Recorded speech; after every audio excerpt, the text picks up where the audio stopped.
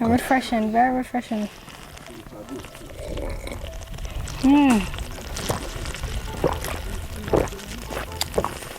Mango. Put me to shame. Yes. I hope you watched episodes 1 and 2 of this series of my time in Akompong with Chief Richard Currie. This is episode 3, and let's head to the cave that was used as a retreat and planning area for the Maroons during the war with the British. You know, see them right there, bless them. Yeah, man. In the way ancestors, they hide and plot for them. Yeah, man. You're right. There's actually like a cave network behind there, you know? Can we go up there? We can, you want to walk up there? Yeah. Whoa. Let's walk.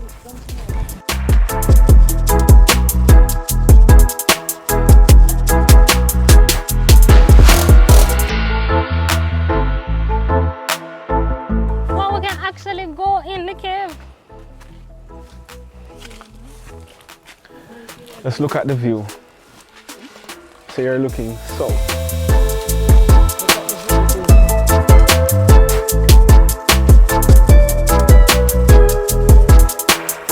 Fresh air, eh? I mean, so tell me something. So they would hide in here and then look out Let me to tell see you, people coming. Akompong was never conquered. So the British never even got here. Oh. This was a retreat area, this was a planning area, this was a base, right? So what would happen here would not necessarily involve direct confrontation with the British, right? What would happen here is strategic planning and perhaps an armory or a storage area for, you know, whatever supplies that would help them maintain themselves across the land, you know? So Akompong was never ever conquered by the British, which is why the treaty, even though referring to Trelawney Town, resides here. Trelawney Town was actually run over when they shipped off a lot of our ancestors to Nova Scotia and later Sierra Leone. Oh. Mommy, she like plants, you know. Find ginger. Show me the ginger now, man. Where you say ginger? Yes, ma'am, that is it. That is it. How you know say ginger without ginger? This ginger, that's ginger too. That's the native ginger, by the way. The small, fine one, that's So you potent. can pull out some. You can come. What I say? This is what we call a native ginger. You can carry that up plant, actually. This is the heirloom one, the one the boy didn't get to tamper. The gemma genetically modified, right? Native ginger. So this is native ginger. Let me tell you, everywhere my carry go, she root, uproot people them things and carry go plant.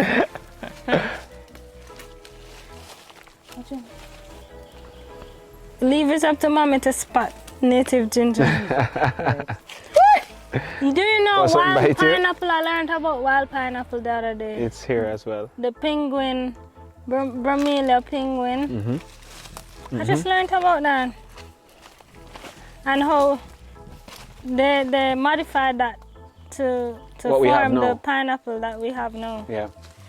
It's interesting that we think we're eating healthy and we're putting all these things in our bodies. Nice. Look. Ginger. Hey, the native one. The heirloom one. Not the GMO one. Non-GMO. Okay. It smells really strong and potent. My gosh. So, You don't want to go no more? so if you come here, Rochelle, I can show you. Yeah. I'm not going to take you all the way back, but I just want to show you what the landscape looks like, right? Wow. So you make your way through and you actually have like an opening. You should sit on there and take a picture. That's what you should do. Yes, I agree. With my ginger. With Put your the ginger. ginger aside.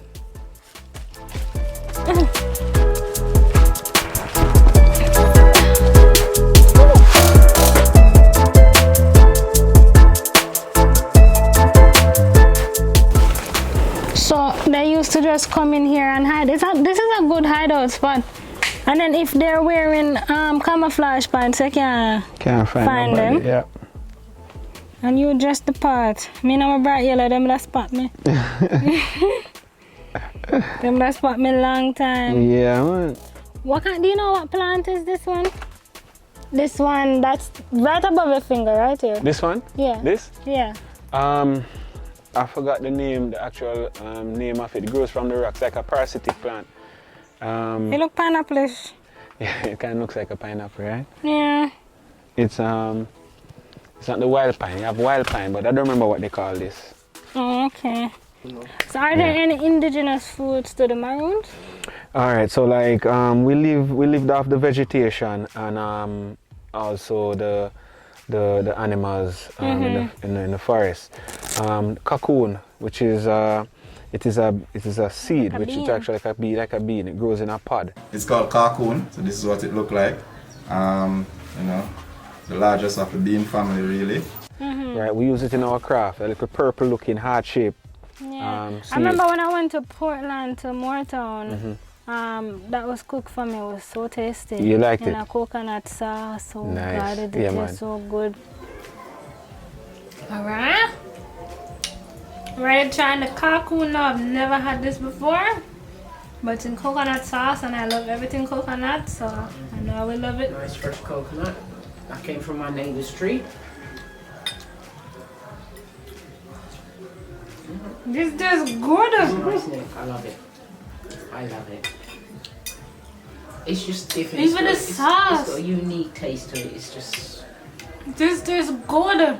It's just different. Yeah, man. So, you know, that is one of the traditional, you know, foods that we have here. There are certain palms that, you know, we'd eat the heart, you know, like cabbage, cut it up, cook it. And this area, we cut it out this area and cut off the top, the leaves. And this area we call it wild cabbage. It can be eaten. It's very nice. You sure? Of course, I eat it all the time. I'm not going to. So does it taste like regular cabbage? Nope. Does it look like regular cabbage when it's cooked? Yeah. And, you know, savor, there are ways at which we would source water in the forest, you know, certain plants that would actually hold Whole water. Yeah. Wow. So we actually, even some of these plants right here that you're looking at, right? Interesting. What you see here, ginger. That's ginger again. This is wild ginger, Oh, so I can uproot this one. you know. I don't know how far that one goes. You might not get nothing much out of that. I feel like I'm gonna pop it. Come mommy with a ginger uprooting skill. She have a fork. She using Yes. the fork and I'm a fork I'm gonna eat my lunch with. Off earth. Wow. This is what they call farm to table. Yeah, it is, right? And powerful. Nice. Like it broke off. So might break up, man. Could I taste it? Oh my God, I'm gonna have ginger. Yeah, not in there because it's because where it grew up on a rock, yeah, so. Rhizome is still above it. Yeah. But it still can grow if you plant it back now. Pepper elder. You know it? Which one? Pepper elder. Oh, yes. What pepper elder used for? Pepper tea bush, coal bush. A bush lady, you know. Let's go.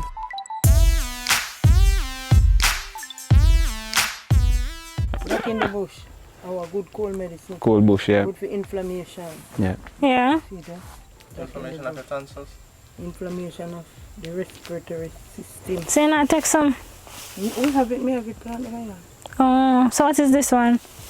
That's a whole white, old broomweed. Blue mood? Broomweed. See, that's leaf of life. eh? What is this good for? Cold. Locust, we call it. What that mean? This bitter, sour, salty, everything now. This I tell you. Oh, she remember me tell us anytime we go for tea. Maybe it wasn't right. That one's not right. This tastes spicy enough. No, it is I'm sorry. very nutritious. And locust, we call it. Give her a ripe one. I know my foot that hurt me. I just feel it down on my foot. No. On my shin. Me that dead already. Can't hit me grow up on it. So hold on, a horse stuff this? Yeah, I think it's a donkey. This guy get just dropped a while ago. I'm just passed through. Just passed through.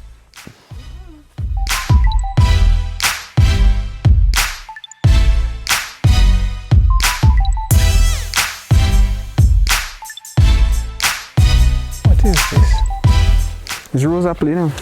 Rose apple? But this green, this can't eat it. No, it's green. It's green, yeah. No, it's not rose apple. Do you guys know what this is? If you know, comment below and tell me what it is.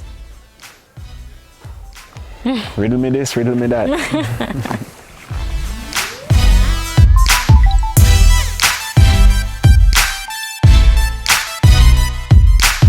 Chief, Yes. question. Are there any cases of crime and violence here? And if so, how are those cases dealt with? All right. We do have incidences, domestic disputes, fights, most extreme murder. We have been a pretty safe community, to be honest. We've had 3 murders in the last 15 years. What? Yeah. 3 in yeah. 15 years. Yeah. In the last You hear that, 15 mommy? years. 3 in 50. Wow, that's amazing. So how are those 3 dealt with? Or how Well, are they typically dealt with?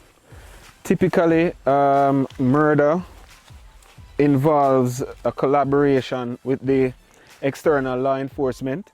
So if you look at the Maroon Treaty, it also speaks to that.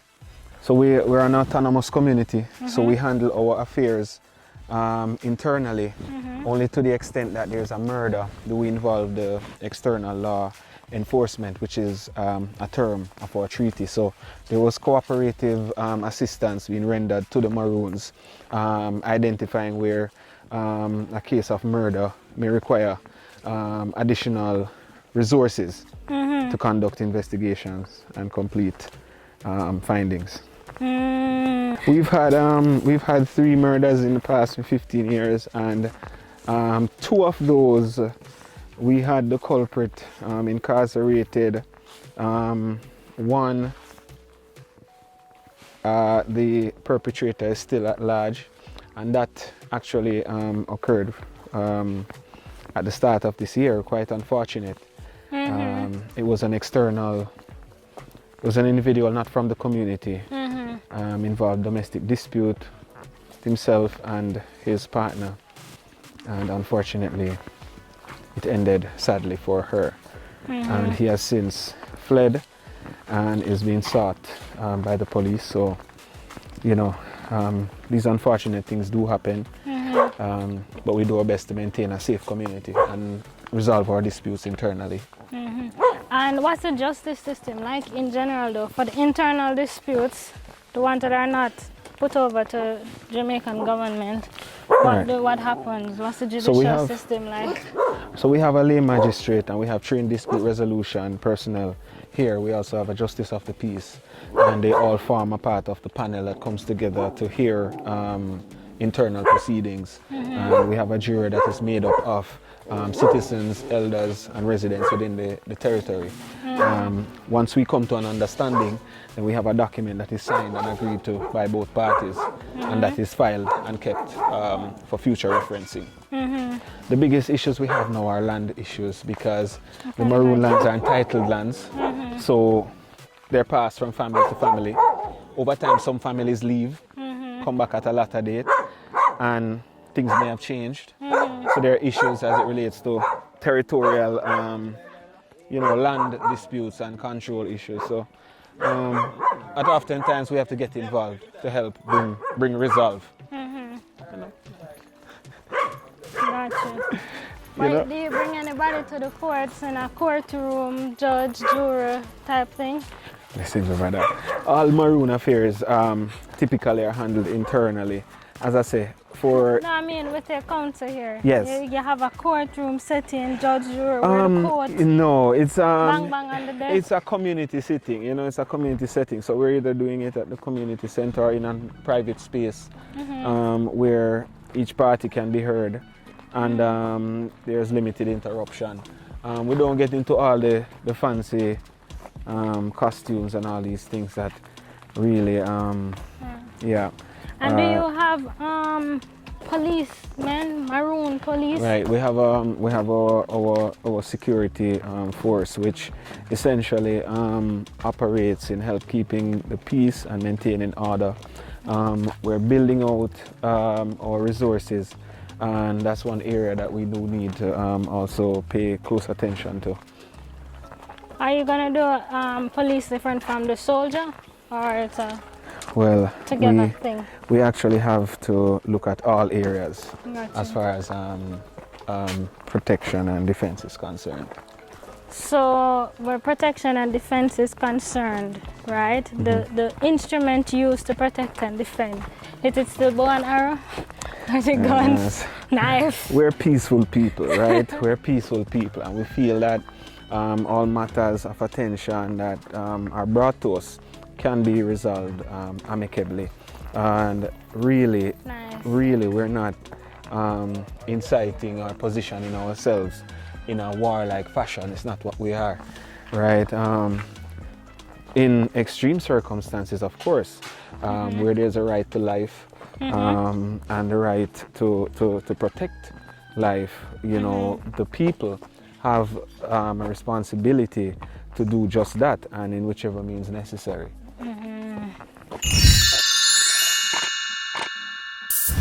Is there any mode of public transportation?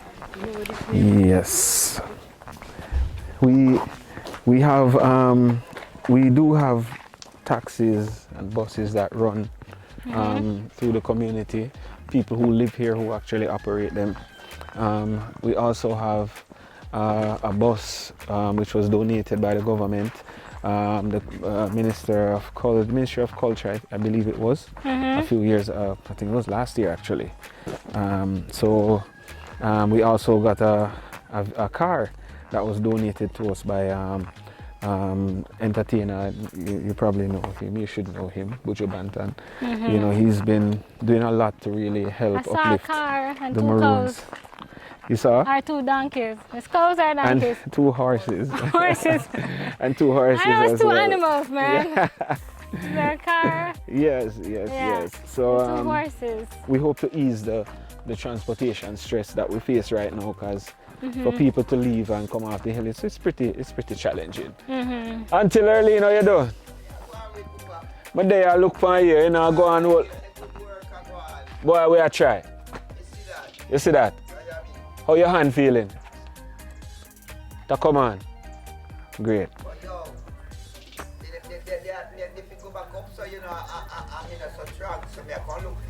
All right, sir.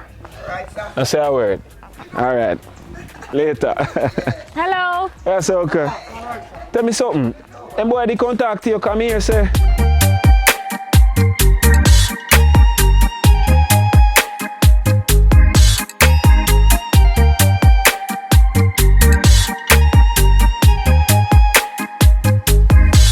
Alright, Papa, just help me with them, yeah?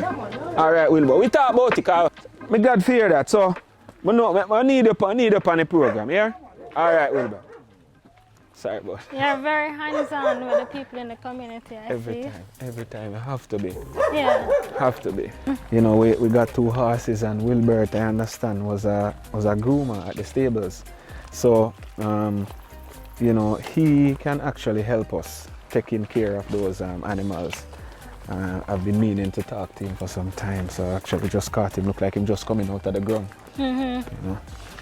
Farming is what we do, so everybody know just a come out of bush. Gotcha. You get me? What percentage of the population is a university degree holder? Are you able to say? I'm not able to say, but I could give a pretty good estimate. I'd say maybe 10%, or maybe, you know, at best, you know, 15 people out of every 100 here might have gotten a college education in terms of a degree or having completed with a degree. I gather that number might be a little smaller. And again, I'm speaking from a uninformed position at this moment. Gotcha. There are a lot of things that we need to do and to, understand within our territory and the lay of the land. A lot of that information we have acquired in our own, our own investigations and research. But to do a formal census and getting the actual lay of the land is something that we hope to encounter very soon. Gotcha. Gas station. Any gas station here? How do people fuel their car? Yeah, it's funny you say that. I got to Savlamar, Santa Cruz. Magati has the closest gas station, but we are lucky enough to have met with a potential investor who wants to put a gas station in the territory. So tell me something between me and you and them. No aisle, not up here. No way. Somewhere stash where I feel like I'm Let me put on my glasses. Right? I won't say that there's oil here, right? But what we do know is that some of the rarest metals, minerals are located here in the cockpit country. I can imagine. Yeah, there are many surveys that would have been done.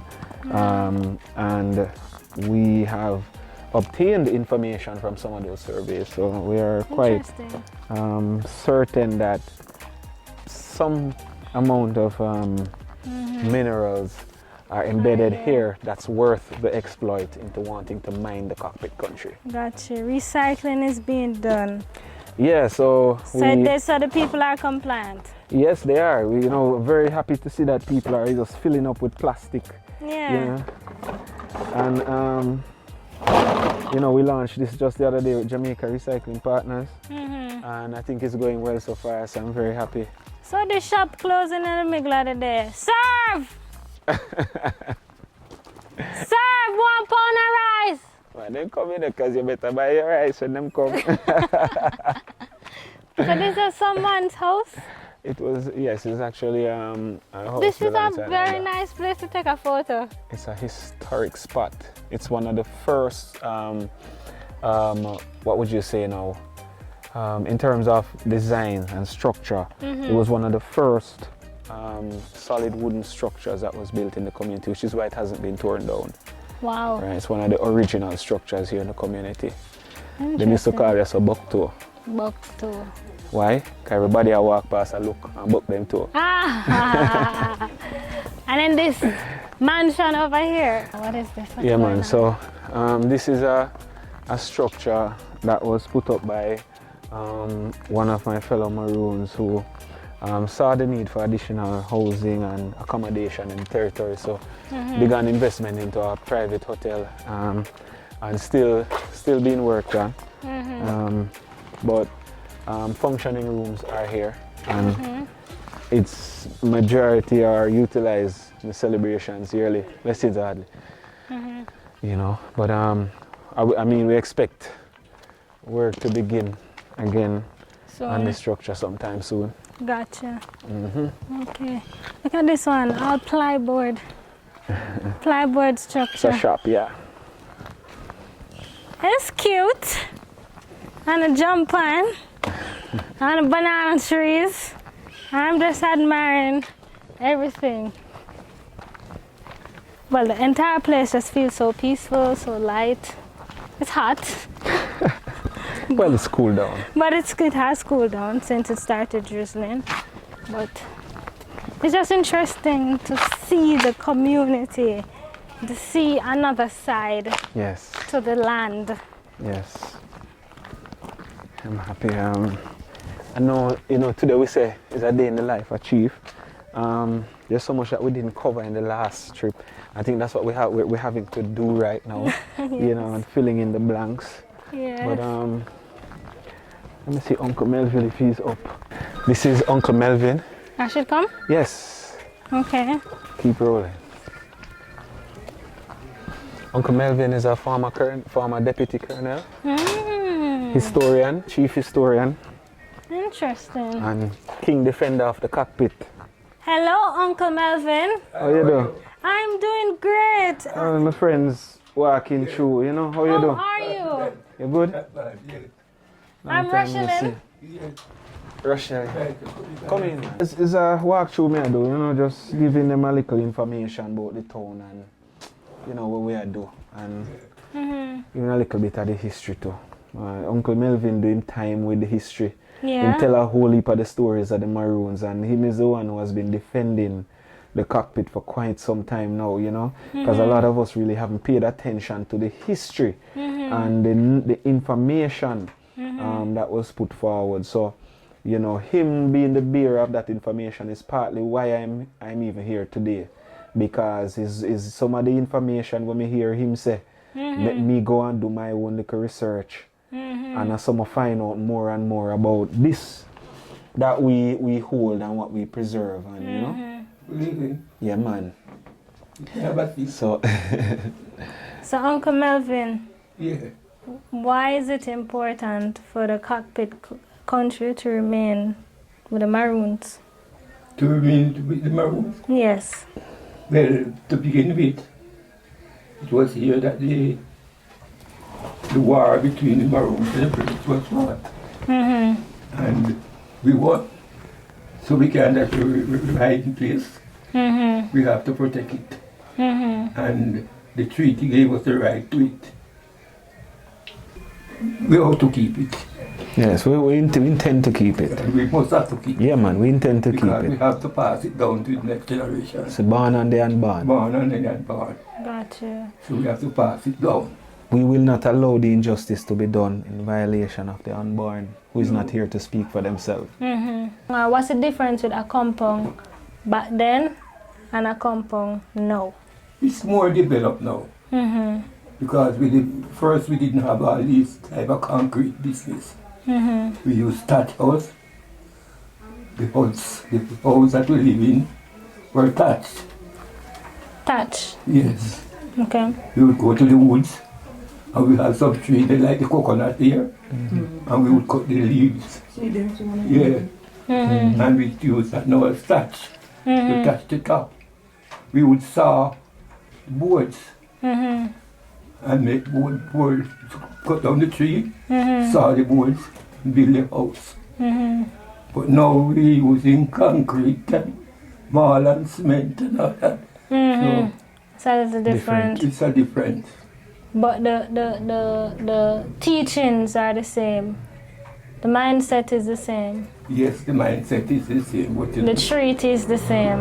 It's just the infrastructure that that changed. is changing. The land is free. It's for the born And the and the unborn. unborn. Now we are here. It's our duty to protect it until the next generation comes. I was the deputy colonel. I'm well now. Somebody must take it and carry on. So how do you think Chief Richie has been doing so far? Well, what I'm hearing is not bad. It's all good news. Pretty good job. Yes, Yeah. what I'm hearing, you know, Yeah. because I'm old. Yes, yes. I'm 87, Ooh, Awesome. Ooh. so I can't do nothing again. Can't do much right now, Yeah. It's a but good innings, yeah, make them man. Thank you, man. Heading up to the century. Yeah, nearing up to it. I'm Of course. 30 Yes, now ma'am. here. yeah, man. So Yeah. I'm trying my best. If any of the younger one comes and they wanted the thing and they sit, we sit and we talk it out. And that because it would be the desire to pass what I have on to them. Of course. Because they want to pass it on to the next generation. So Yes. That's good. That's good.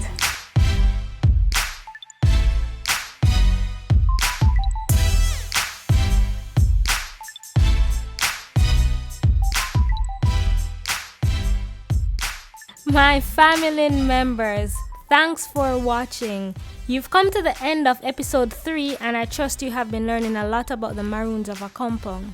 I have just one more episode to go in this 4-part series, and in the next episode I'll be speaking with a resident of Akompong to get an understanding of what it's really like on a day-to-day basis and what's the difference in his view between Jamaica and the indigenous territory of the cockpit country. Stay tuned. Remember to like, comment, share, and subscribe. click the bell icon that's just beside the subscribe button, switch it to all, and then this will allow YouTube to send you a notification whenever I post. I'll see you guys in the next one.